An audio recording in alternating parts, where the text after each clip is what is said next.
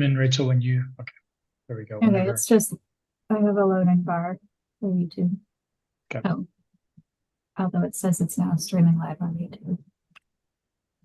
Things say different things.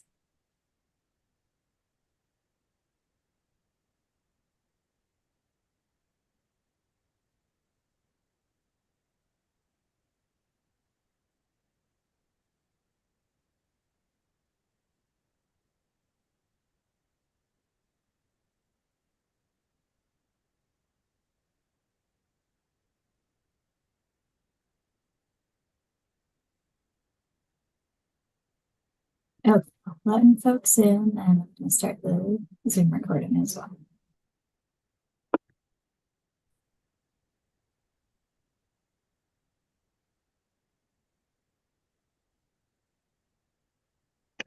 Rachel, does that mean we're ready to go?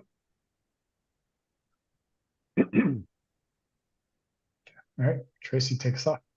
Welcome, everyone. I'm Tracy Smith, your facilitator for tonight's PCEF Grant Committee meeting.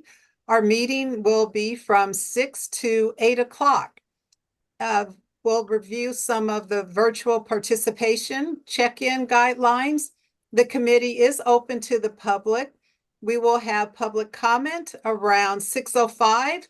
There will be a break at 7 o'clock. During that time, you will not see a break screen, you'll see a break screen, and then we will not be having any online discussion during the break. Guidelines for the meeting tonight. Please put your comments in the chat box in terms of introducing yourselves. We look forward to knowing who's joining us and your organization. All other times, though, the chat will be only for PCEF staff. For committee members only, please raise your hand. And what that means for the public is outside of public comment, we will not be calling for public comment. This is a video meeting that is being recorded. Please, everyone, mute your microphone. And as I said, we are being recorded, and there is captioning taking place during the meeting. Our agenda is after I'm done, we'll move into the overview of the agenda and introductions, public comment at 6:05. Program updates at 6:15.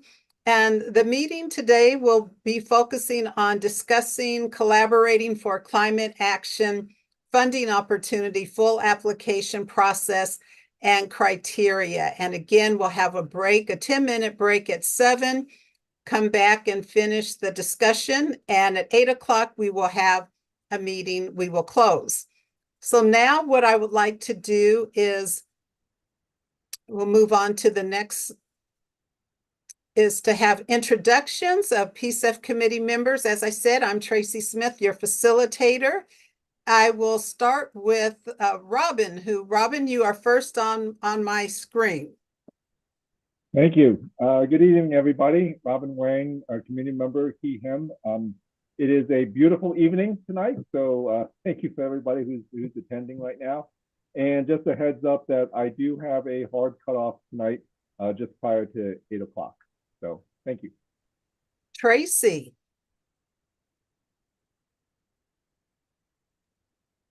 Thank you, Tracy. Good afternoon or good evening, everyone. I'm Tracy Scott, PCEF committee member. Paul. Paul Lumley, committee member, and I believe this is my last committee meeting.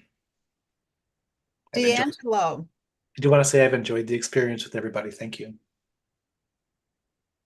D'Angelo Monin, committee member. Good evening, everybody. Glad to see everybody in the room. Meg. Hi, everybody. Meg Horst, co-chair of the committee alongside Ranfis. I'm sorry to have missed our last meeting, and good to see you all. I saw that Ramphis is joining us, so I will just let him come on.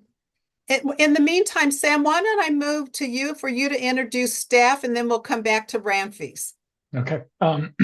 Good evening, everyone. Sam Brazo, he, him pronouns, program manager for the PCEF team at the City of Portland. And I will introduce one of our newest staff members later here in a moment, but I'll just say before I turn it to Rachel, I hope, Robin, we will stick to 8 o'clock and ideally earlier tonight. I think the agenda is going to be lighter. So, but I'll turn it to Rachel. Hi, everyone. I'm Rachel Gilmore, she, her, PCEF staff. Elizabeth. All right, Elsie Brandfeast, are you up and running? We're doing introductions. Yes, hi everyone. Sorry, I'm coming late from a meeting. But Brain Feast, Gentino Viatoro, EM committee member. All right, and Sam, I just wanted to confirm we don't have anyone who wants for public comment. Not yet, although I will just acknowledge that I just let in a member of the public. So maybe, Tracy, you might want to just make that call again. And real quick, I just want to maybe you could make the call. Also, we have Elizabeth Stover on our team who's joining us tonight. I want to just acknowledge her since she's the wonderful person behind all our communication. So I know she came on for a minute there. Welcome, Elizabeth. So here for a public comment, if you are interested in providing comment for this evening, please raise your hand or indicate your interest through the Zoom chat function. For those joining the meeting by phone, please enter *9 on your phone to indicate your interest in providing public comment. And I would like to remind you to limit your comments, please, to 2 minutes. So I see Lenny D, if you are ready to share public comment, go ahead, please, and welcome. Thank you. Hi, I really appreciate what you folks are doing. I've been involved with PCEF since 2015 and continue to be these days working with the friends of PCEF to protect the program and make sure it continues to prosper. When we created PCEF, we wrote in that 20% of the money needs to go to community groups.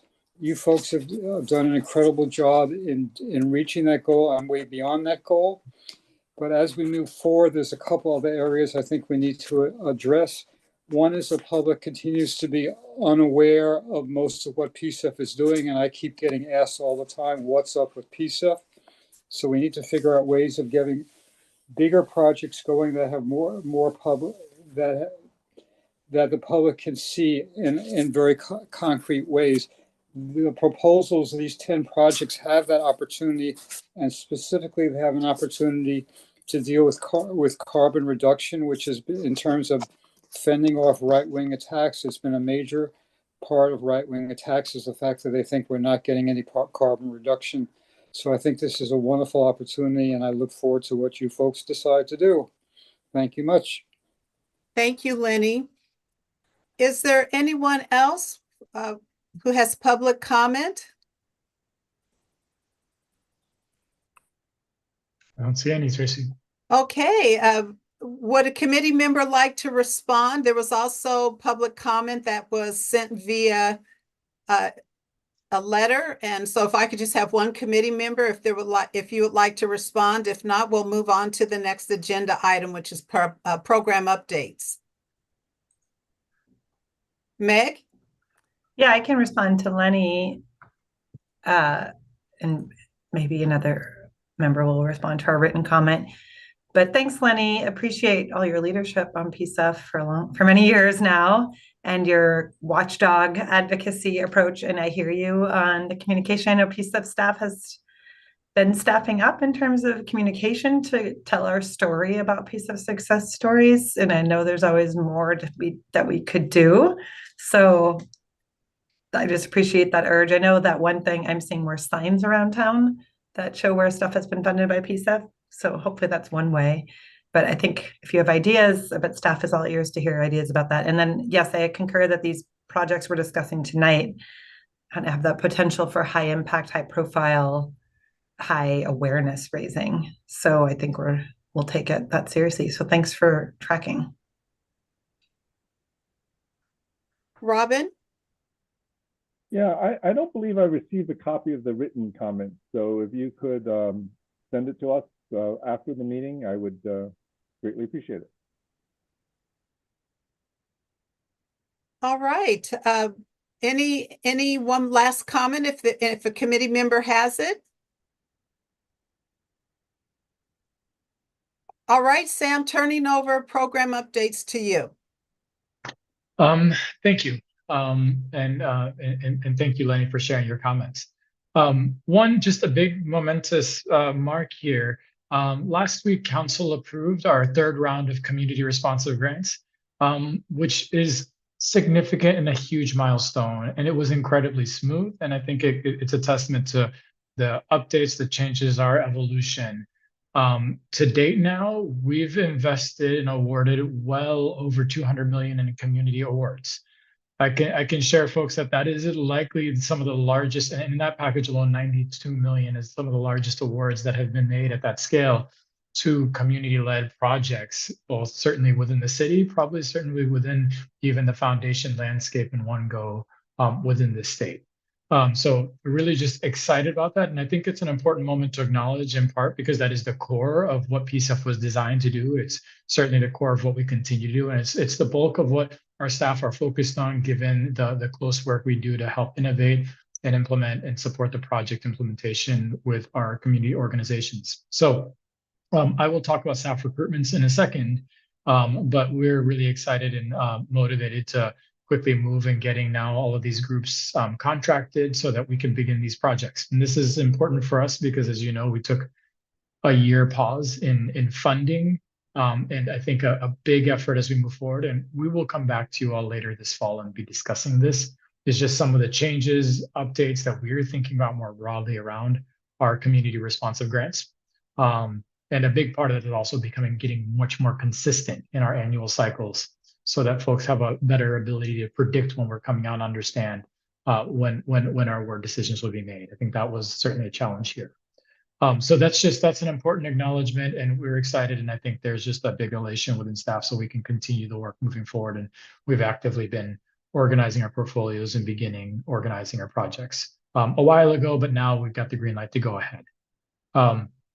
Secondly, as part of that, we will be doing a little celebration for the grantees that were awarded in this cycle in mid-October. So you all will see an invite. We will be doing that to both use that as an opportunity to continue building our community of practice with our grantees, share lessons learned, tips on how to sort of navigate our processes, work, and also give an opportunity for our project managers and our staff to directly connect with all of our grantees that were awarded this cycle. And that just FaceTime is oftentimes really just important before we begin exchanging a whole series of documents and going back and forth with workbooks, grant agreements, et cetera. But that'll happen in October 16th specifically, and we will you all will see invites for that here shortly coming your way. And that's just to acknowledge that moment, since it's a big body of work that took to get here.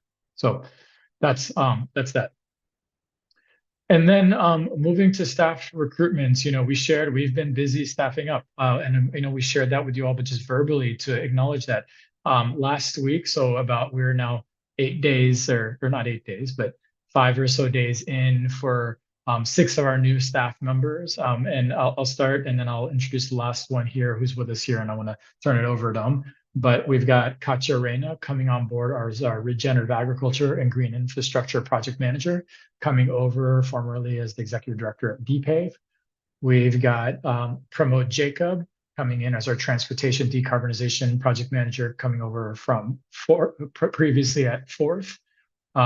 We've got Maggie Starr coming over as our workforce and contractor development project manager, coming from Tryon Creek. We've got Johnny Day coming from the city of Gresham, helping to work as our city projects coordinator and project manager, working on James's team. And I'm like, let me make sure I'm not missing anyone. I inevitably am. Scanning through the seats that we just started and where we got folks seated. Okay, and maybe last but not least, we've got Kenny Asher joining us here as our next deputy program manager, coming formerly from the city of Tigard. And so I'll turn it over to Kenny to share a little bit about himself here in a second. But just know we've got next week, we've got Jess Klein will be starting with our team as our next data systems and performance manager. And then 2 weeks from then, we will be bringing on our next two senior communication strategists and a communication strategist. And then a couple weeks from then, we'll be bringing on our next external affairs manager. So it's an exciting moment. And I'm obviously eager and excited for all the new folks coming in. But with that, I'll turn it to Kenny, because you all will get to see a lot more of Kenny and ideally less of myself here as we move forward. Sam, thank you. It's really good to be here. Hi, everybody. Kenny Asher, he, him pronouns, and I'm realizing I need to update my Zoom photo because that one's probably about 20 years old. This is the current me, and I am really excited to be here and hoping to meet each and every one of you. Hello, D'Angelo. We've met. It's great to see you. A little bit about me. I know you have important business to get to tonight, but I actually want to share just how committed I am to this work and what I have been up to. I actually moved to Oregon about 30 years ago to pursue a master's degree in architecture, which I did in Eugene, the focus on sustainability all the way back then. And latched on, I'm going to date myself here, latched on to the Portland Development Commission right out of school. And helped set up one of the first two tax increment districts in East Portland. One was in Lentz. I didn't work on that one, but I did work on the Gateway Regional Center tax increment district. That was my introduction to community development work. I also helped to set up actually the job that's, I feel like, most similar to the one I have now is again, another government sort of sponsored community banking, grant making organization. It was called the Portland Family of Funds, and I was the general manager for that. And that was a program that was using new market tax credits to invest in low-income communities, mostly in real estate. Anyway, from there, I went to the city of Milwaukee. I ran community development and public works departments during the Portland-Milwaukee light rail era. And that was the big project that I worked on for years there. I worked with TriMet and Metro, and of course, the city of Portland, lots of folks at PBOT, and did that for about 8 years. And then most recently, as Sam mentioned, I was in the city of Tigard, running the community development department there, worked on a lot of affordable housing policy, and actually got a lot of units built, but also economic development, community engagement, all the community development things. And then recently, a lot of climate work, a resilience district, a 3.2 megawatt resilience district, which was a blend of housing and some public facilities. None of it's built yet, but I have hopes. They just won a grant. So anyway, and I'm on the board at Zenger Farm, an organization I think you probably all know or know of. I am kind of an agrarian idealist at heart, and I've been doing that for about a year. So I've been around, but I feel like I've landed in the perfect spot, and I just really can't express my enthusiasm for the work that you all have done and are doing, and for the team that Sam and his colleagues have formed at Portland. And I'm gonna go back on mute, turn off my camera, and listen to your meeting tonight. But thank you so much for the time. Thank you, Kenny. Nice to meet you.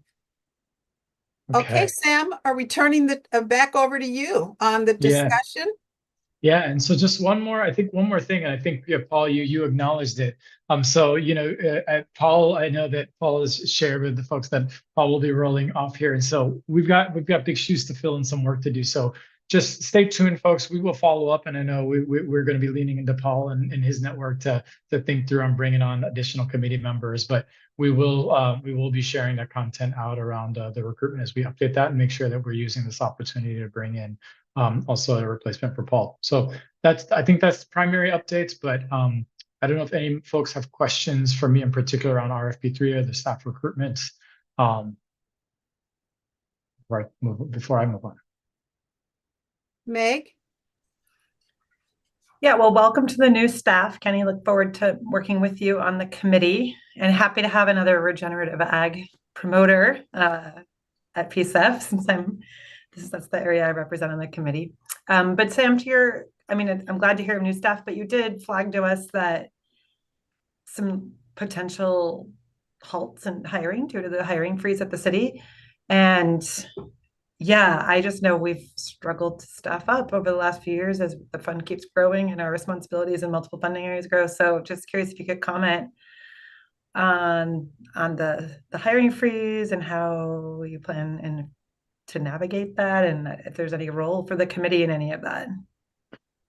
Simply, we're in active discussions with city leadership around that. Obviously, it's, they are evaluating, and city leadership has a structure now that they're actively reviewing and evaluating each of the recruitments. And so we will be going through that. But yes, it's a, I don't know, it's how to describe it, but it's like a soft semi-freeze, so there is a process to make sure that, particularly given the budget environment that we're about to move into, and making sure that the city has an opportunity to really look across all the positions and opportunities to make sure we can keep the city as whole as possible. So our piece of that certainly is we're going to be moving through, as you all know, that a lot of this staffing up was in large part just to catch the work that we had already committed to. So yes, we have at least an additional 10 recruitments, reflecting some failed recruitments that we did not that we were not successful in, as well as new positions that we've got, that we're working on creating here,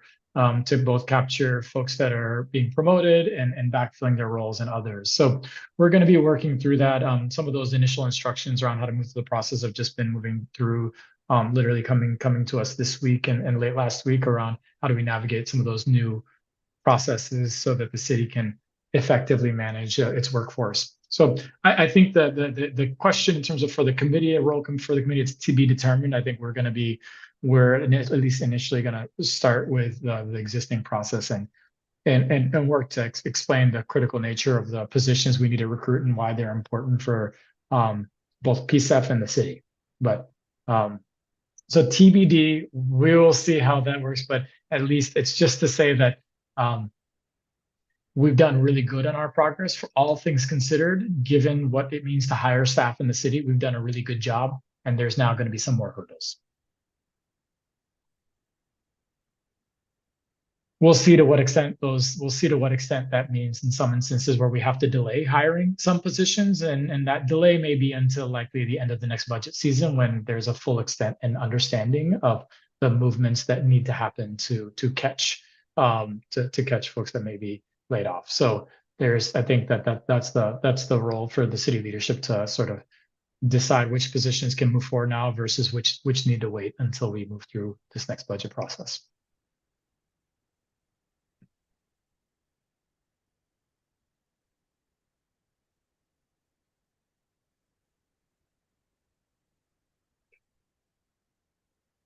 All right.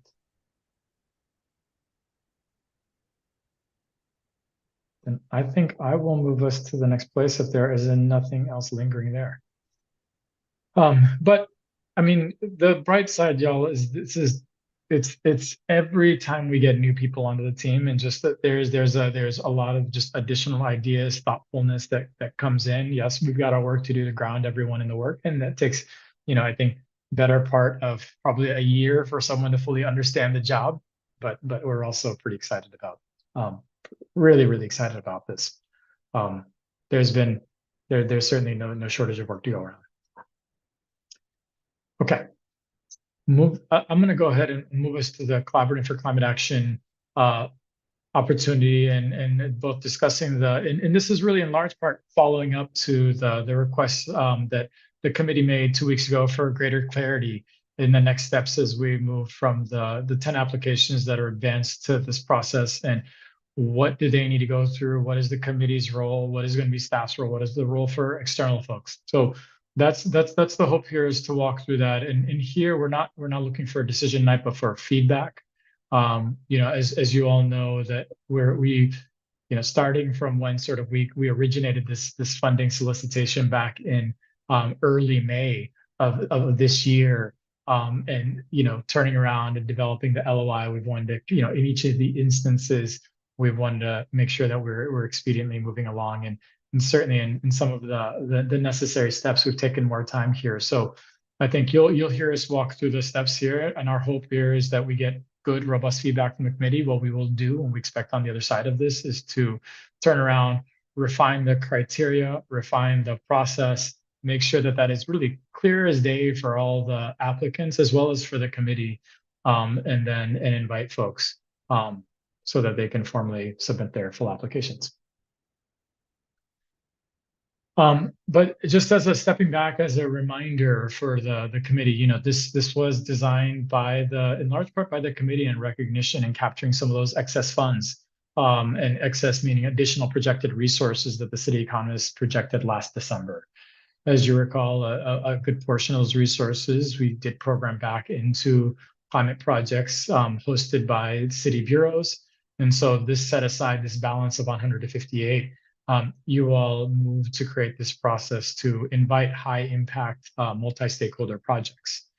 In this, the intent was to really complement our existing funding opportunities, largely our community responsive grants, but also some of the opportunities we have within our strategic programs. And so the funding request did need to fall between the $20 to $100 million range, and projects need to be completed by 2029. This is a two-stage application process, starting with the letters of interest, and now we're really discussing that second phase of it, the full application process. As you'd expect, projects do need to result in meaningful reduction or sequestration of greenhouse gas emissions, except for workforce development. And each of the proposals here needed to have at least a nonprofit or be led by a nonprofit organization or government entity, and have at least one organization with 8 years experience conducting community engagement with our priority populations. Starting with that process, as we shared before, we received over about 55 applications requesting over 2.4 billion in funding requests. Ultimately, staff conducted the eligibility review that brought us down to about 32 applications requesting 1.3 billion. We brought the projects through a viability scoring that brought us down to about 18 projects that ultimately were scored by a scoring panel comprised of committee members and staff. Ultimately, staff made a recommendation to the full committee, taking those scores for 10 projects that you all in your meeting on, I believe September 4th, recommended to advance you, and in that asked for clarity on the remainder of the process. So while folks generally have a sense for where they are, I think they've been waiting steady on the next steps of the process. And so our hope here next week is to set that into motion. Now, just as a reminder for everyone, the 10 applications are organizations are Bonneville Environmental Foundation, Multnomah Educational Service District, Energy Trust of Oregon, Prosper Portland, TriMet, Portland Bureau of Transportation, Bureau of Fleet and Facilities, Community Development Corporation, Work Systems Inc., and the Bureau of Planning and Sustainability. I'm not going to go through the individual projects again, but happy to share, we're happy to direct folks and others. I would encourage you all check the slide deck is posted on our September 4th committee meeting page, so you can see a little bit of the descriptions. So following that process here, what we're in the next part of the process is we step back, and we've been as part of this and helping to make sense of this. We've been working with city leadership, bureau leadership to really tease out what's the best way to move forward, given both the scrutiny on the process, given the organizational changes within the city. But what you'll see here is what we're teasing out for the next steps of the process is having application review, where we have really 3 panels, and we'll discuss this in the subsequent slides, 3 evaluation panels reviewing different sections of the application. Once the evaluation panels review those 3 sections of the proposals, staff will take those scores and help develop the recommendations as well as the portfolios that we will ultimately share with the committee, along with our rationale around how we've organized the portfolio.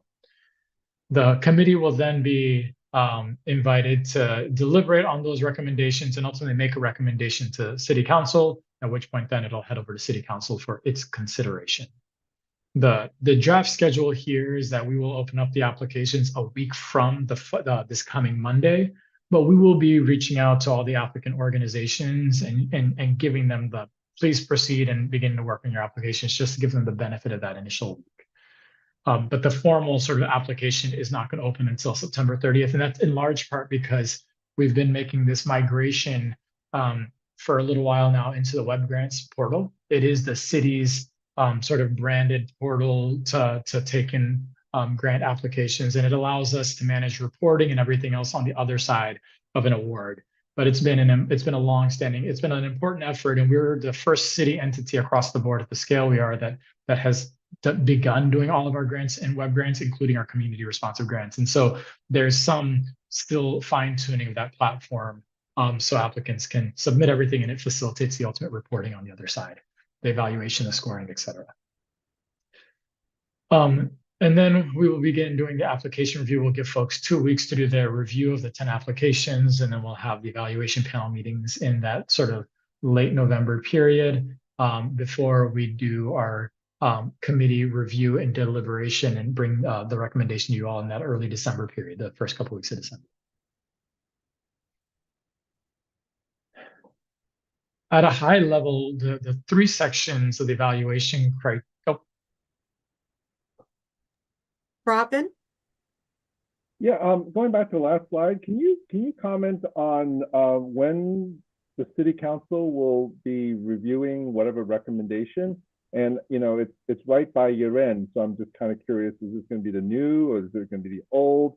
What the role of the council versus the mayor, if it's going to be the new, and if you can comment on any of the dynamics, if again this is going to be with the new city council. It was intentional. We put draft up there in part because, we need to circulate this back and see how do we, we're running, maybe the simple answer is, I'm not sure, Robin. That's the simple answer of maybe the most direct answer of whether it's this council or whether it's the next council. And so that actually is, that I do not know. And obviously there are different implications for both in terms of next council has to get onboarded and figure out sort of how they're collectively working, et cetera, versus this council, we're going to be entering pretty much, and I think that if this was going to head to this council, we'd obviously we will have this on the council's agenda. We will have a meeting date in December on the council agenda that we will be coming right out of your committee meeting, sharing that recommendation with them. So I think we will have already held the time, but right now that's an unknown on my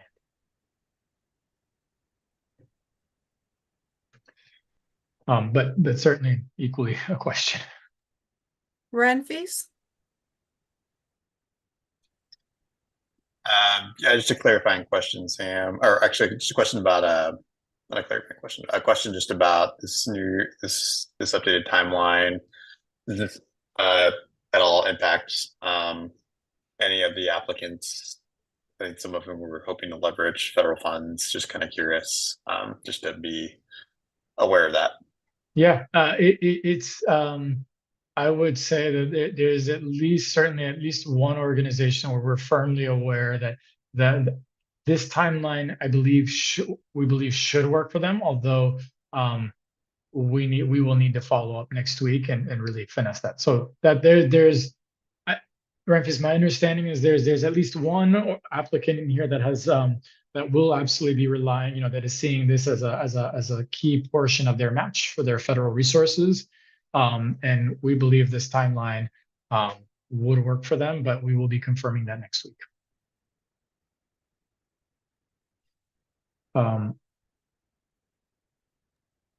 Meg? Hi, yeah, I wasn't at the last meeting, and so I'm not quite sure where this landed, but I know that we had some discussion about conversations with applicants in order to kind of give them feedback and offer them a chance to strengthen their applications. Is that implied in the evaluation panel meetings? To me, that sounds like more like the panel reviewing. So where would that fit in the timeline? What we will be doing is reaching out to the applicants, and so we will. That's a good point, Megan. What we will, I think I was tracking the feedback meetings for folks that didn't get funded. In terms of the feedback, we've already we took notes around areas of feedback that we picked up from the review panels where it was more questions around areas of their application that we wanted to understand better. If there are specific points of feedback and desires, I would encourage some ways, Megan, I think we can think on that and we may need to revisit that given that, Maria is no longer on the committee. And so let us think about that and come back to you. I think what we've been tracking is the feedback, the desires for committee members to be involved in, or at least have the opportunity to be involved in providing feedback to the applicants. But what we've been tracking primarily is areas where we want to dig in further and understand better. Yeah, and I was talking more about these particular 10, assuming they all reapply. And in my experience in the last round, of course, it was just an LOI, but that like the reviewers still may have questions or et cetera. And just wondering if there's time built in. And, you know, in an ideal world, it'd be great to engage with folks kind of in a one, like a real-time conversation, I guess. Yeah, we will be sharing. I mean, as you expect, this is 10 applications, and each of the applications have a different sort of, there's going to be a unique set of questions that are pertain to each of them that are different from just the questions we ask for all of them. So we will be sharing those sorts of questions with them from the outset. So we will be sharing that with them the week of September 30. But I think let us, fortunately, our colleague James he was at the Carbon Neutral Cities Alliance conference meetup in Denmark, so he's not around with us today for the reason that he's getting to do funner things. But once he comes back next week, we'll circle back, and I think we'll reach out to at least you and Ramfis and certainly Andrew Jacob to tease out, okay, what other questions did we get the questions right that we want to follow up on.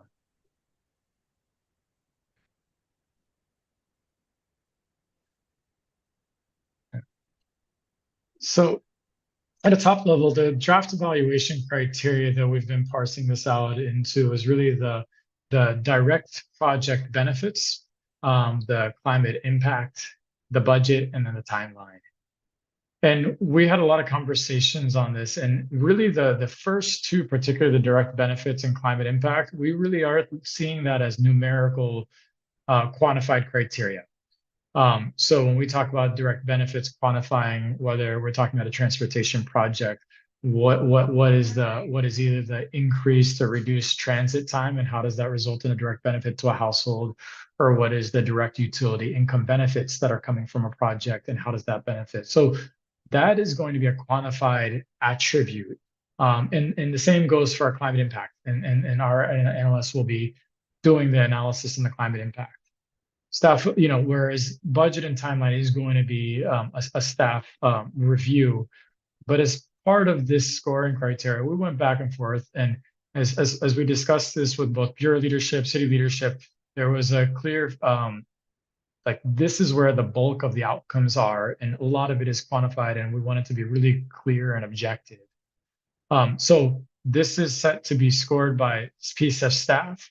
But we will be in consultation with subject matter experts, and we've already, just to name it, are going to be working with externally contracted subject matter experts that we have on contract, some contracts that our colleagues at the Bureau of Transportation have, so that we can get essentially an additional layer of technical review from them, but also validation for our approach around how we quantify direct benefits and climate impact. I will acknowledge that direct benefits there's going to be benefits in there that are going to be challenging to quantify, and that's going to have to be one of those places where we don't, but where we catch, we chalk that up and acknowledge that it's not going to be easily quantifiable. But that first section is really the more quantified, at least the first two parts of that are the quantified impacts, and we'll dive into that further. But I wanted to speak to that one specifically. The one area that I will also acknowledge that we're seeking feedback, and I think we're going to need to, we welcome any feedback you have, is we don't necessarily have a great externally contracted entity that can review the workforce projects.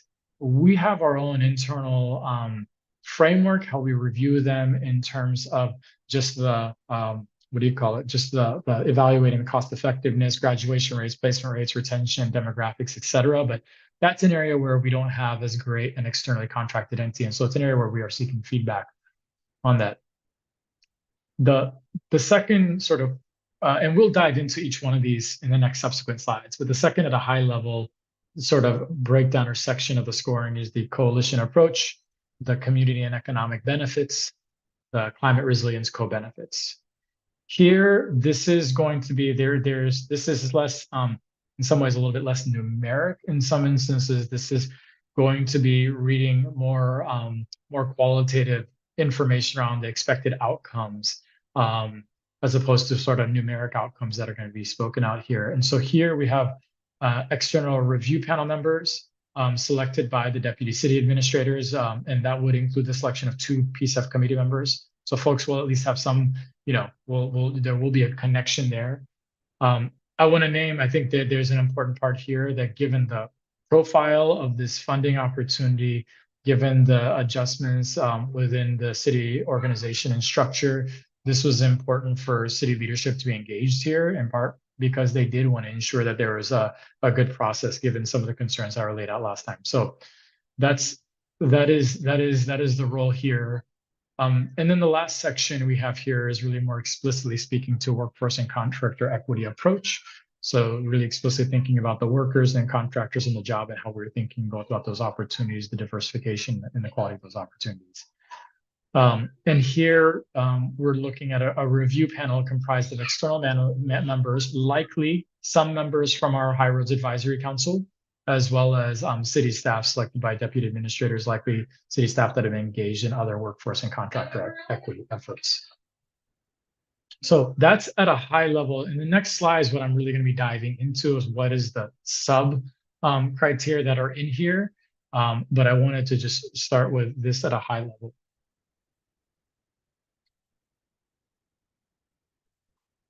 So when we get into the direct benefits, climate impact budget and timeline, the direct benefits we're really looking at is the clear, tangible benefits to populations prioritized by PCEF. So what are those? Again, there are going to be instances where those are easier to quantify, and there are going to be instances where it's going to take a little bit more work, but that's a big part of that external validation. We'll have the climate impact, and that is doing the greenhouse gas emissions reductions calculations. This is something we've always done in-house, given folks' desires to keep that a consistent approach there. And then really for our workforce development projects, be really focusing instead of emissions reductions, really making sure that there's, clear and expected pathways to job placement. One of the criteria is going to be focused on how this aligns with our climate goals. The city did just, as of today, just published its update to its climate emergency work plan, and you'd think that we would be, we will be looking at that, but that will be a portion to going back and looking at that climate emergency work plan and seeing sort of what the trends are, trajectory, and where we've done well, where we haven't, and how that aligns. And then really ensuring the next criteria are about ensuring that the budget aligns with the project scope, and then that the timeline and the details on the timeline, because obviously we'll get another layer of details, but the milestones, dependencies demonstrate a solid plan for completing the project by the end of 2029.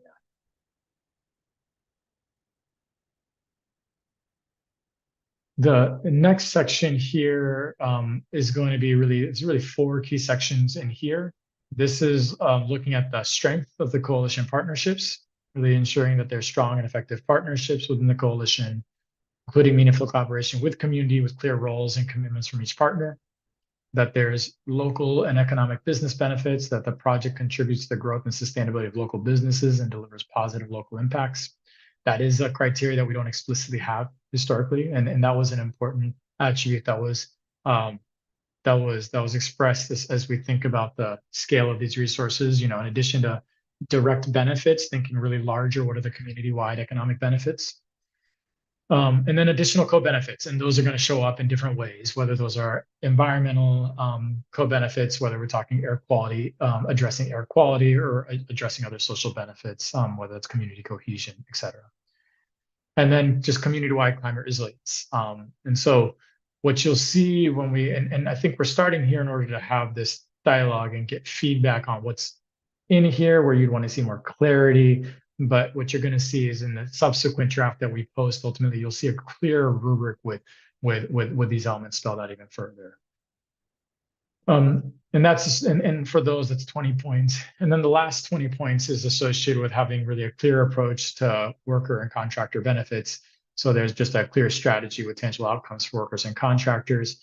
At least it's got to demonstrate alignment with the CIP workforce and contractor equity goals. But there's a clear approach, and then a robust apprenticeship and contractor development, so that there's clear opportunities for apprenticeships and/or development of new contractors, fostering skill building and career growth. And we see this as a great opportunity to tap in our High Roads Advisory Council members, which did participate. Some of the members, 3 of the members, did participate in our community responsive grant review. So this gives us just another opportunity to bring them in the loop as well. And so that's really that's the bulk of we started with just just, making sure there's greater clarity in the process. The criteria, we want to start at this high level here, but get into further details. And by the 30th, we will obviously we will make sure that the sub criteria is spelled out. We did hear that from you all just in your comments here in the past day or so, and I know that's important for us too.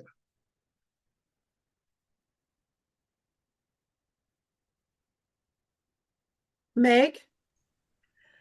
Well, I'm never afraid to start it off with comments, but I hope my other committee members are tracking and have their own input too.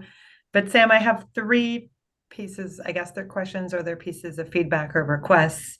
One you've sort of just addressed, but I'll just elaborate it in front of the committee and publicly, and I would like to hear what other committee members think. But, in my experience on the LOI round, I found that the criteria was often quite vague and didn't have enough detail to guide us as scorers. And the flip side of that would be when we give this to applicants, not detailed enough so that they understand. So for full transparency and fairness sake, I think that these need to be spelled out much. Even this is the high level one, but the next one you have 60 points that are just 4 words. And I think those have to be much more detailed out. And then you need guidance to scorers and applicants of what's an excellent or perfect score? What's a medium score? What's a low score? That I see that pretty commonly when I apply to grants. And I would think as a reviewer, I would really like that level. So yeah, this is 60, but it's well, is this 12.5 points for each of these? Or how does that break down? And then, direct benefits to PCEF priority populations, that could be measured a lot of different ways. So I think just providing tons of clarity to scorers and applicants. So that's one comment I have, is that it's just lacking in that level of detail right now that I think you'll absolutely need, or you're going to have, it won't be a good process. The second one is, I have a question. It seems like this rubric is intended to apply to all the projects, but in my experience in the last round, it didn't work very well for the workforce related projects. And always regenerative ag and green infrastructure suffer a little in these, although possibly if we're doing anyway, I guess just the point being that I'm not sure this criteria works as well for workforce projects, because we know they don't tend to have, for example, direct climate impacts. And then you have these 20 points for workforce, but if they are a workforce project, how would that scoring work? So I'm just curious about kind of if there's different, and then would they work for all of the other types of projects the same, or is there variability? And then the last point, and it's one I think other committee members will have more to say on, but if you flip back to the first slide, the high level one, slide 10 there, or that one. We can number slides again. Next time we'll number slides. Well, I thought I was on some, but not all. But yeah, this one. I think I'm disappointed to not see PCEF committee members more involved, or at least community members more involved in reviewing, because my concern is that if it's just staff and city staff selected by WB administrators, that's mainly who's providing the majority of scoring here. And you've been a little bit vague on who these externally contracted subject matter experts are. And all of that to me starts to sound not like a community-driven fund or a community-driven review process. And it sounds possibly like a politically motivated one, or just a very technical one, which there's merit to technical review. But I guess I wonder if you can share more about that and elaborate a little bit more about if there's a role community can play. And I would love to see kind of reviewers that bring a really strong community lens to this. So those are kind of 3 buckets of comments that I have. And I'll stop talking. One, I think we agree with you on the additional clarity, and I think we will have that. That's always been our expectation. But I think coming up 2 weeks after the last decision, it's all about just the capacity in the moment. But that's on for next week. So this will at least help us get there, and we will be pulling from a lot of what we use in our community responsive grants and making sure it's right sized in terms of the language and the approach for the scale of these resources. But a lot of those sub criteria and the clarity there is stuff we already have largely.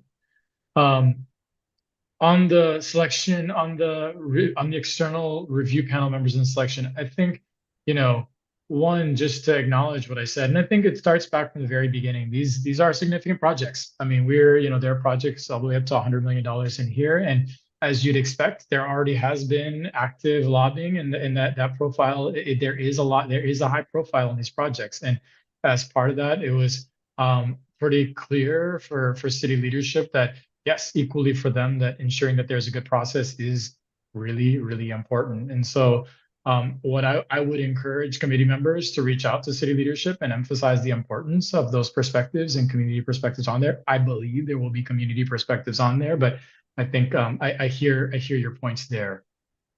On the externally contracted subject matter experts, this is, I think we understand that's a significant, we went back and forth around, given all the different projects, how do we appropriately bring in different folks that know all these projects? And that absolutely was a challenge. And yet when we step back, a core of this is absolutely about the climate impacts. That is absolutely front and center for us, is what are the emissions reductions associated here? What are the direct benefits? And so that has always been fairly numeric. That has been done by our staff and came back to that. And same goes really even for the budget and timeline review, and being able to have the expertise to review those appropriately. I think this is where, as we step back, this past round of our community responsive grants, we have used, these are our quality assurance contractors that review our commercially scoped projects. These are things that have been different since our second RFP, but we've brought on a whole host of additional contractors because it's helpful to have a different set of eyes on our projects as they get complicated. And so those are some of the same contractors we expect to go to whenever, particularly on our buildings related projects. And then when we talk about transportation projects, that's something we haven't had. That is a new area for us. And we've already gotten an initial agreement with our colleagues at PBOT to use their on-call contractors that help review their projects, to contract with them and do subscopes with them. So those are largely where we expect to lean into our external contractors. And then I think the last point you made, Megan, was just, the acknowledgement that different funding areas will score differently on these. And that's true. I think that's true. I think our best efforts is to review these across those and come back. And I think that's the discussion with you all. When we come back and we have a recommended portfolio, we fully expect to explain why that's part of that acknowledgement. We are not sure how that's going to ultimately land. Is it going to be all of the energy efficiency projects that rise to the top, or all the transportation projects that rise to the top? Is it that there's something in there that, these projects just can't get these points?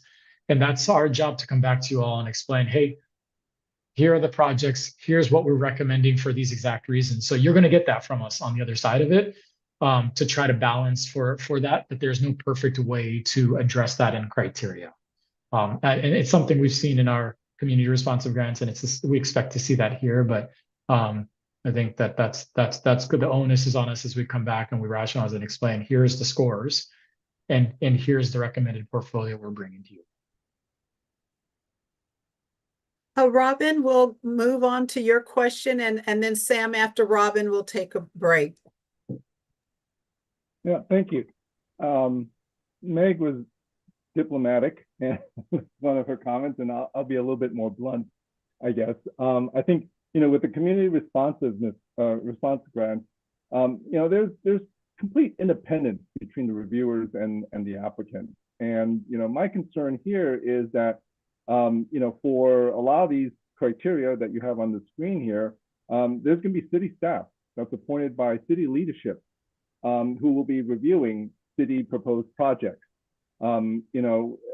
And the fact that, you've mentioned that there's lobbying already happening, maybe I'm naive or my head is in the sand, but I don't believe there's been lobbying in the past for community responsive grants.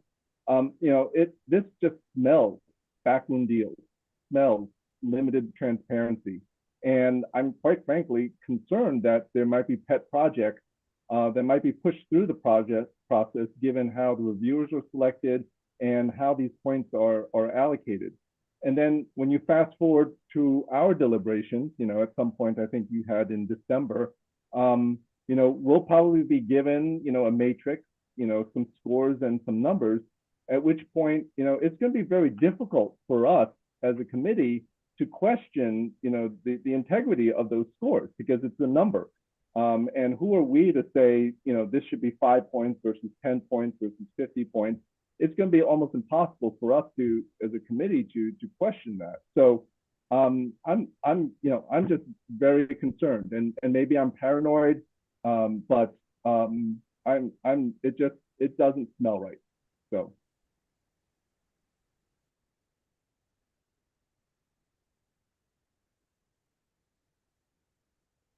Before we take a break, I just wanted to thank Robin for his very excellent observation, and I share the same opinion now. Thank you. Sam, would you like to respond now or after the break? We're at 7 o'clock. Maybe so it doesn't just linger. I think, folks, I think maybe just to be like blunt about it equally, at this scale, yes, there is definitively there is definitively lobbying that has happened, that will happen, that is known. I mean, I hope that isn't surprising anyone. It just is what happens, and it equally does happen on our community responsive grants too. I think that the difference here is that the outcome of this on the other side is that there's 3 to 4, and what is going to be important is, one, that we do have a transparent process. That's why we're discussing this here, and we will share those criteria. And 2, as we walk through that process, that in the end, we should be able to answer any question around how an applicant scores, how it does. I think that, and then maybe just the latter part, I think external review panel members, yeah, that's, I think, given the scrutiny on the process, that is certainly that is city leadership's prerogative to be involved at that level. I think what I would encourage is that external review panel members do not necessarily mean city staff, and it certainly may. And I think that's but anyways, I will leave it there. But I will just say I think there is equal interest across the board, given the scrutiny on this process, to make sure that we feel really good when we come back around on the other side in whatever recommendations we're making to you all. But I hear the concerns, and we will work to make sure we allay those concerns as best we can. Paul, can you hold your question till we come back from the break? It's just a brief comment. I just wanted to say on other committees that I've sat on, when there's a conflict of interest, it's disclosed, and sometimes they can be dispensed with simple disclosure, and sometimes they can't. And I think we just need to have that conversation as a committee of how we deal with conflicts of interest like this. That's all. Thank you. All right, we'll come back at, I'm going to try to keep us on time. So if you come back at 7:10, please.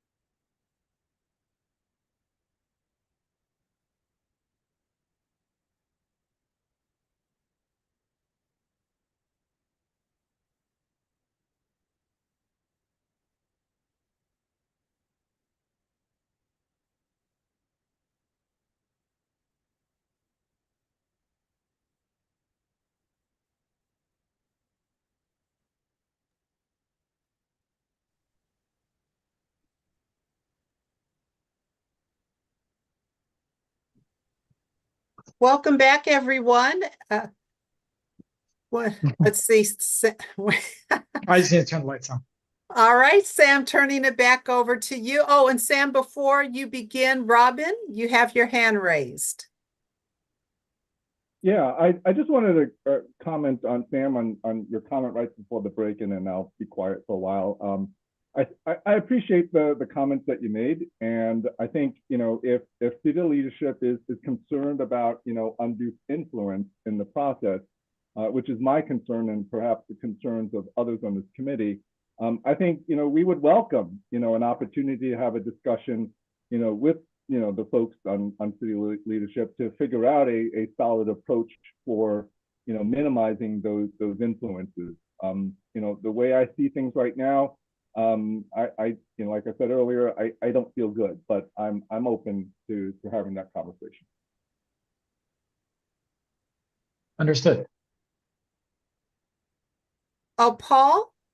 Yeah, also I'd recommend just consultation with the city attorney just to make sure that we're not crossing any conflict of interest thresholds that might be troublesome. And I'm not saying that there's going to be something nefarious going on, but sometimes the appearance of a conflict can cause more problems if they're not properly taken care of, and we want this process to be as clean as possible. Thank you, Paul. And just to be, it is part of our practice that all review panel members, I think, that all review panel members are looking at all the proposals that are on the docket before them, including all the co-applicants, and disclosing any conflicts of interest. So that is absolutely part of all of our review processes, and it's a core part for that exact reason that we've tripped up on it in the past. Meaning tripped up on really making sure that we've ferreted out conflicts of interest all the way through projects, right? Oftentimes there's many folks that are named on applicants, and it's important that we're not just talking about the top applicant, but also the subsequent underlying applicants, and making sure folks don't have any financial interest in that.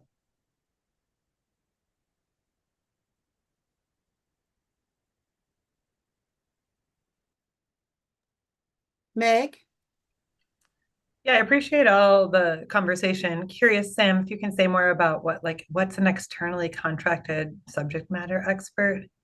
And then also, you know, my earlier comment, I don't think you fully answered that one, but about just the need for community reviewer perspectives, whether that's PCEF committee members or other people. And, you know, right now it's really down to just weighing in on those 20 points. But yeah, again, I would love to see more community reviewers somehow in here. And I don't know if that's what an externally contracted subject matter expert might include. No, the externally contracted subject matter expert is not scoring the proposal. They're validating our approach to evaluating the direct climate benefits, the direct benefits and the climate benefits. An example of that is Earth Advantage. For instance, we have Earth Advantage on contract, and they do all of our quality assurance on our projects. They review our scopes of works on our projects to make sure that they're appropriately sized for the project, et cetera. So that gives you an example of an entity that we have on board to do that. But that's really about validation. That's really about making sure that as we do, because our job is to make sure we're bringing a consistent approach. Everyone will tell us, here's our climate outcomes, and we make sure that it's consistent, that the baseline analysis is consistent and makes sense. But they're there to validate that, and we will include that there. And then I just would say, you know, I think it's a question of what's community. I would, you know, our High Res Advisory Council members are volunteer members. I think I would imagine you all consider yourselves community members, as I think our High Res. So I think that is an expectation. But again, that is a decision of the city leadership. That is not my decision. And so I think that I hear you, Robin. I think I will make sure I relay that desire for a conversation. But I guess maybe I would ask maybe to be more defined about what community member, community is.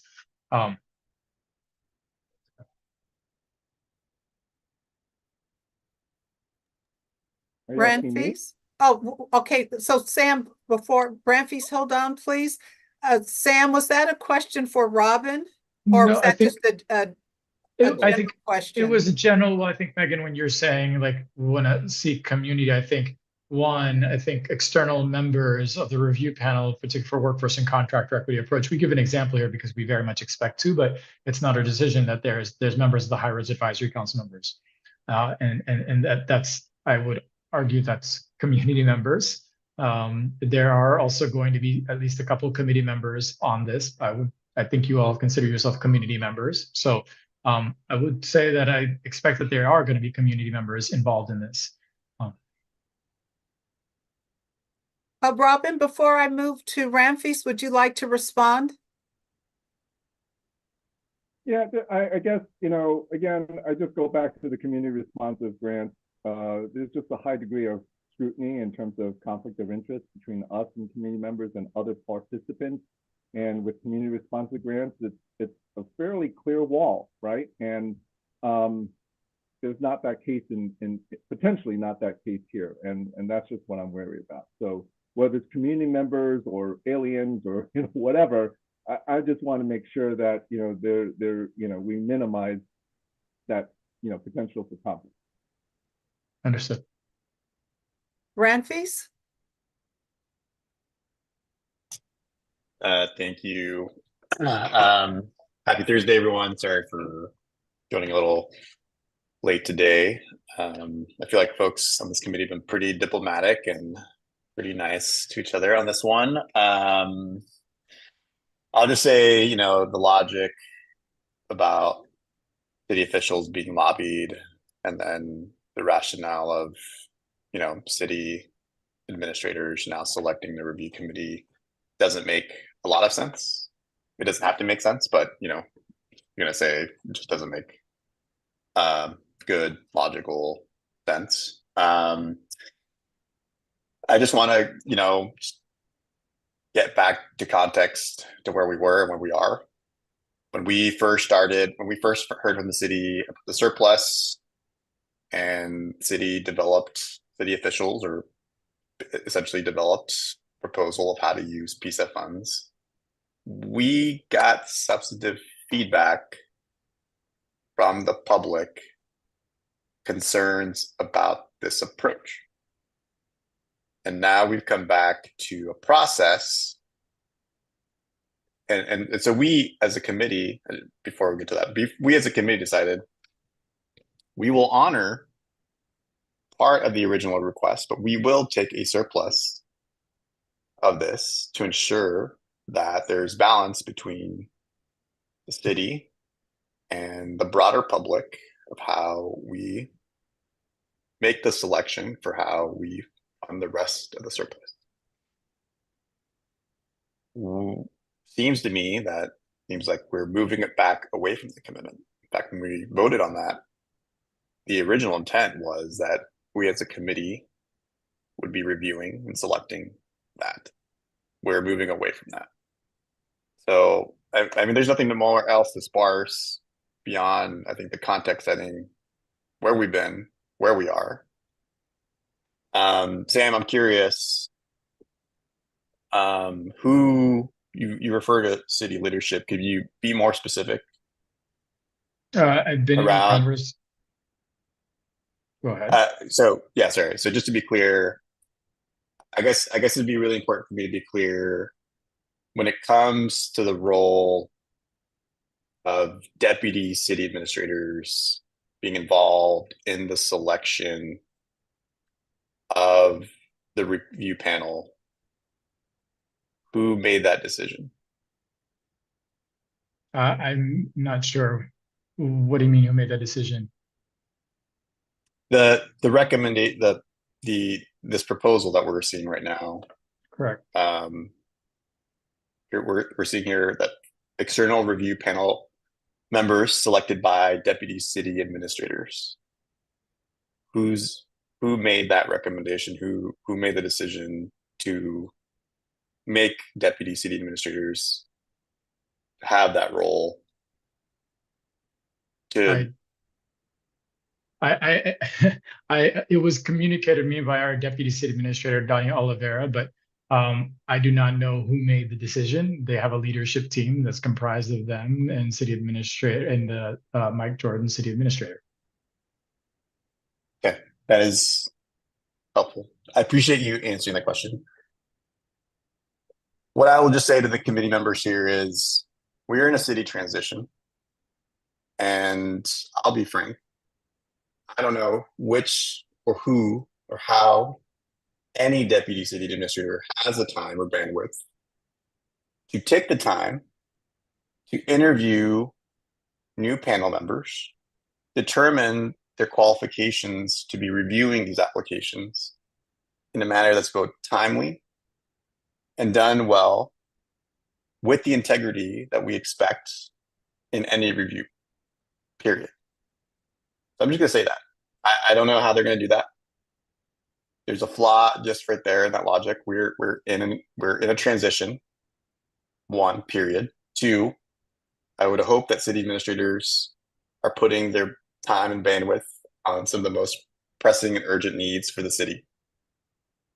So looking at all the review, just quick scan of the city administrators listed right now, I'm just like, how among their respective charge and in their transition, how do they have the time and capacity to do this and do this at a level and degree that's justifiable? So there are concerns about this process that I want to articulate that I've already heard from my community members. So I think that's I'll just pause and let other folks speak, but I'll just appreciate at least the clarity that you could provide, Sam, around the directive here on deputy city administrators playing a role in the external selection of the external review panel members.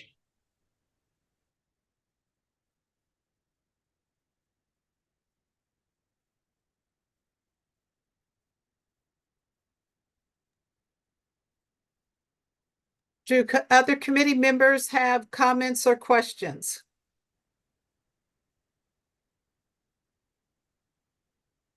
Just, it appears to me that the way the rules are being set up here about how these get reviewed is instilling a conflict of interest that needs to be addressed. And that's what I think needs to be reviewed by the city attorney.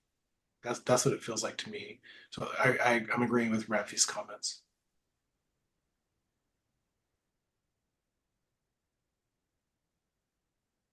And Paul, just to maybe answer that piece, we do have city attorney review on our conflict of interest form, and we will do that again. So that's something that we've been consistent about in our processes, and we will make sure, obviously, doubly so here. Well, maybe it's not necessarily a city attorney review then that's the issue. Maybe it's just the committee making a decision whether or not they like this process, because it sounds like there's enough of us that are uncomfortable with it.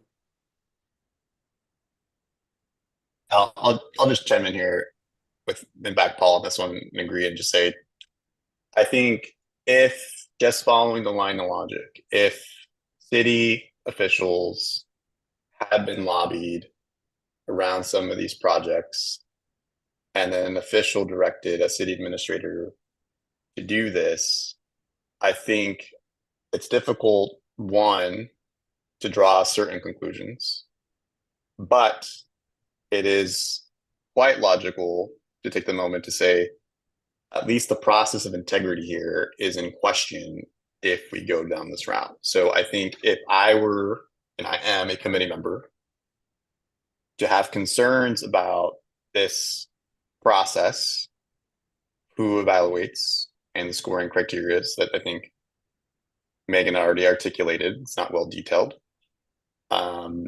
And we've already articulated the flaws right now already. And we're go through a review process and we review scores for recommendation for who we select. I think that's problematic.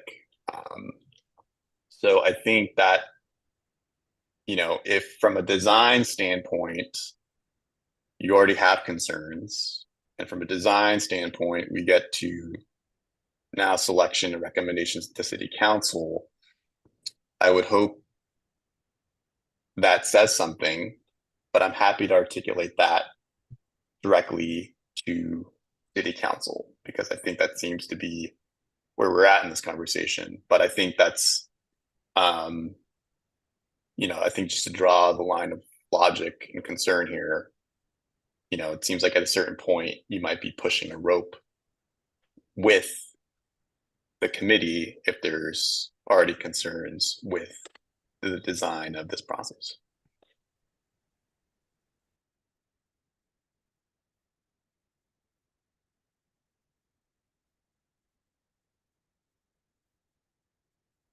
Robin?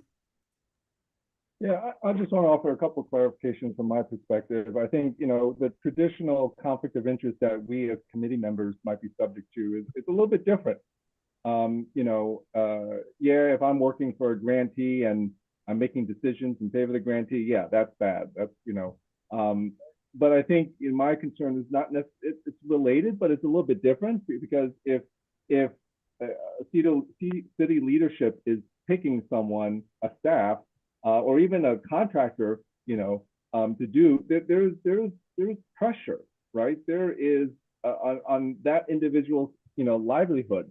It's not the same conflict of interest that, I might have with, a grantee that I've done some work with. So I just want to clarify that it's not necessarily the traditional sense of conflict of interest.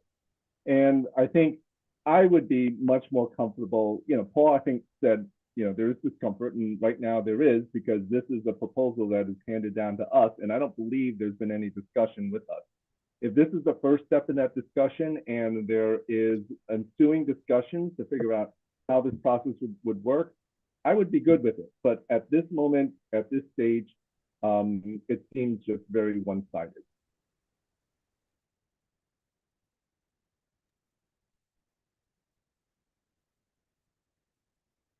Other comments or questions from committee members?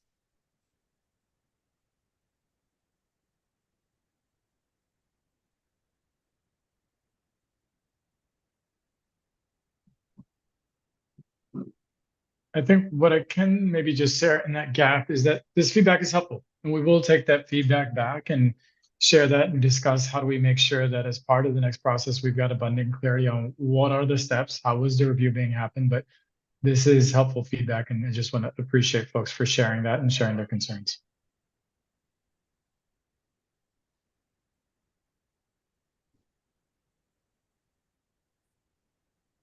Sam, do you have more presentation?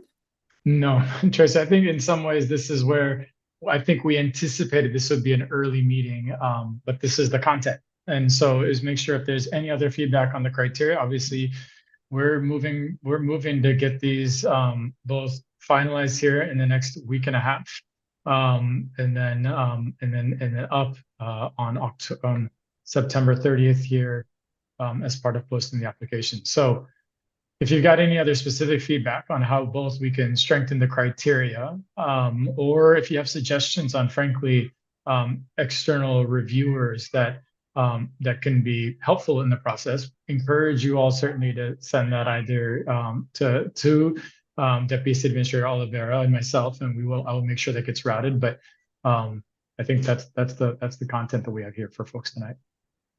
Ramfis?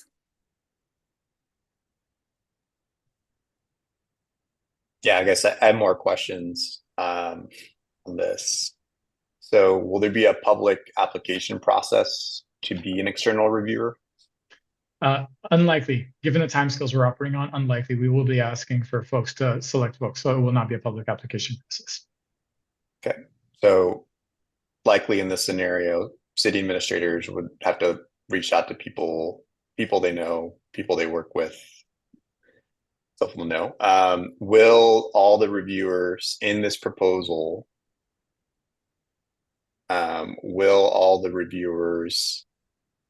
and their biographies be posted? We'll be reviewing. Yes, all the reviewers and who they are will be available. Yes.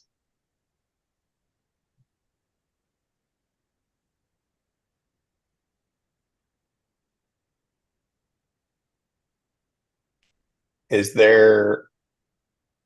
the number of committee reviewers, if I recall correctly, is currently 2?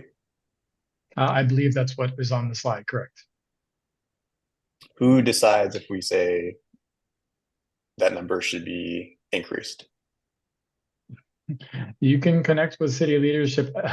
Folks, I think I've been abundantly clear on the selection of the reviewers. If you want to connect and have feedback on that, I encourage you to connect with Director Oliveira and talk that through. But I think it is at the moment there, it is two. But I do not know the rest of the composition of the panel. Or I have one more then. Who selects the two? City leadership.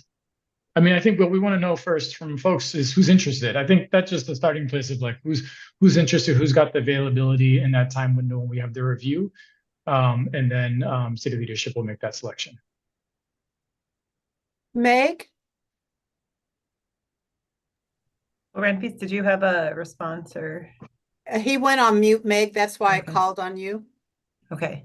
I mean, these are helpful questions. I think one thought I have it sounds like Donnie Oliveira is like the person to talk to. It would have been helpful if he was here tonight, because now it's like on us to do this individual outreach where like the whole point of a committee meeting. So I'm just feeling a little frustrated that like we're just being directed to go talk to somebody who could just be here if he's playing that kind of a role in influencing committee happenings. So for future flagging, I think if Donnie is going to be our go-to person, it'd be great to have more of a direct line of communication with him, particularly on this like really big deal. And it's a change of past practice and how we've ever done. And I get it's a different kind of review, but I guess I'm just feeling a little frustrated that it's now on us as individual committee members. That doesn't feel like a good committee practice to just like be Megan, told as individuals to reach out to somebody. That is, yeah. That's fair feedback. So just, I think it would help streamline all of this in the future if we could just talk directly to the person who we're supposed to talk to now in one-on-one. And then another comment is, I think back to a lot of this, I'm just thinking ahead, you're going to bring we're expressing a lot of concern about the process, and then we're going to be forced to vote on it and make a recommendation. And that just puts us in a pickle, and I'm trying to think of how am I going to feel confident about that in the future? And I think my committee members have raised a lot of ways that would increase confidence. And then I think the role of PCEF reviewers, so I'm a little unclear committee reviewers. We would only be weighing in on 20 points. Are we part of the more robust panel discussion? Like maybe that's a way to bring transparency and involvement, is that the PCEF committee reviewers would be, even if we're not the ones numerically scoring, we would have insight into the deliberations and like how those scores are gotten to that are outside of our particular scoring. Yeah, I think that's a good piece of feedback. What we can do is, I mean, part of it is just thinking like a lot of this is just scheduling and sequencing. How do we have each of these different groups score, discuss, deliberate, and come back together? And I think that's something that we can put our heads together and think about. How do we make sure that there's a more cohesive discussion at the end of it with the review panel members to kind of understand, hey, how's this shaking out? I think that's fair. Yeah, and Sam, I can tell that as staff, you're just kind of pushed between, like you're being told by leadership what to do here, and you're just the communicator to us. So it puts you in a frustrating position too. Like we're giving you feedback that, yeah. So this is just where we're at. But I'm just trying to increase my ability to feel confident when it comes time for us to make a recommendation. And I think right now, what you've told us, it would be hard for me to feel very confident just to get a bunch of scores. Understood. I think our work is in between that, and obviously we'll have briefings as we get there to talk about. I mean, one, there's a wonderful set of projects here, so I think that there are good projects across the board. But clearly that we will come to this process with a lot more information. I think starting at the LOI phase, we had a good set of information, more in some, less in some instances. Here, we're going to get a lot more. So it does give us the benefit of being able to dive into each of these attributes and speak to them. And I mean, yes, we don't expect you all to review 50, 60 pages across each of these, but you will have access to that information should you want to go there. And we do post our applications on the other side. And it's always been a part of our process that once we're done with whatever cycle we run, we post all the applications. And so all of our community responsive grants, funded and not, are online. And so that is a big part of our transparency is, yes, we moving through a process is challenging, but you move through it. And then we always make sure that on the other side that it's there for folks to be able to dive in and see, does this make sense to them? And so that will be there, but just want to note that part of it as well. Renfis? Thank you.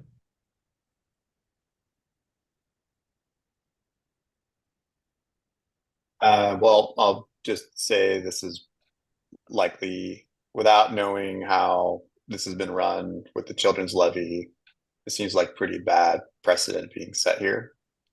I think the only thing that will, and this is just like wrestling with pretty flawed construction of how we do this. So one, I'm glad that we took the time to vote to discuss what is the process moving forward. The only thing, unless it's a redraw here, the only thing that would make me feel comfortable working within this framework is building on transparency. So there were an ability for there to be public presentations from the applicants for us to be party to, and the ability, if we are to review the scores that have been sent to us, that we could, if we were to make a justification to change scores, that we could do, or selection, that we could do so. So that's kind of my recommendation. I want to, trust a process, but it's difficult to trust a process where I think we've already highlighted all the flawed logics to what's being proposed. But transparency is important. So I would just recommend, and happy to talk directly to Donnie and to see leadership, like you have to have an ability for a public hearing with public presentations before council or before this committee, especially if this committee has questions and concerns, if that were to arise with the scores. So.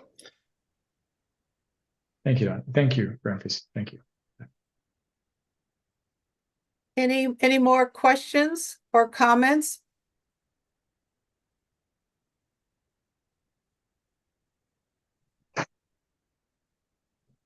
All right, Sam, that appears to be the end of questions and comments, and so we'll adjourn for the evening and thank committee members. I thank you for participating, as well as public members for joining us this evening. Okay, thank you all. I hope you all enjoy it. It's dark, but enjoy the rest of your evenings. Thank you. Bye, everyone. Bye, everybody. Bye, thank you. Bye.